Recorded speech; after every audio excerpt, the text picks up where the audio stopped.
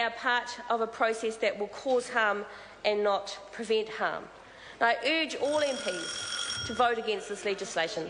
I'm going to call the honourable member David Shearer. Mr Chair. Sir, I just want to carry on where my colleague from the Greens left off, because I completely agree with her. And this is a bill which is improperly named. It should be Look After Your Mate's Sleazy Convention Centre Bill. And I hope I'm able to stay in the House after that title, sir. Because at the end of the day, Mr Chair, this whole bill is built solely around the fact that we have to bring in changes to our gambling laws in order to get this convention centre up.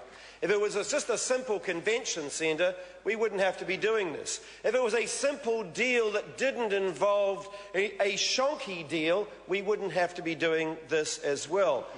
But as the Assistant Attorney General said, it was flawed, it was not transparent, and there were deficiencies on part of ministers and their officials. And when the Prime Minister said he was totally vindicated by her report, she said, no, that wasn't the case at all. In fact, she said, you don't spend time writing 40 or 50 pages of an Attorney General's report if he was going to be totally vindicated.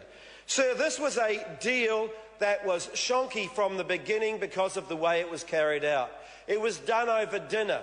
It was done by a whole bunch of secret meetings between his office and Sky City. And it cut out completely the 4 other tenderers that wanted to have a look into this bill as well. So they didn't get a good look in, and instead we had Sky City, and instead we had to amend massive amounts of legislation in order that Sky City got the cosy deal that it ended up with. Otherwise we wouldn't have needed to do it.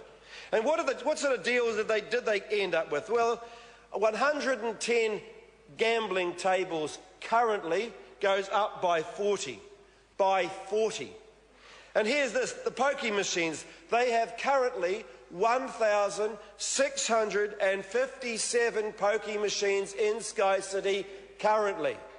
1,657 pokie machines currently in operation, and they're going to lift that by 230 more. But here's the kicker in this. Here's the kicker. What the Sky City will get out of this is not just the extra pokie machines, but 359 of those pokie machines will have their limits lifted from $20 to $100. They'll have cards, in-out cards, so you don't actually have to put any money in whatsoever. This is designed to fleece those people who cannot afford to put their money in these pokie machines in the first place faster than they have ever done before. It will increase gambling harm much more than it has in the past. Sir, this is a bill designed to give Sky City an enormous shot in the arm. And a former employee of Sky City who I spoke to before this came forward, and I asked him, what sort of deal will this be? And he laid out what he thought it would be. He was surprised. He was surprised that Sky City got such a great deal. This will not enhance New Zealand's reputation.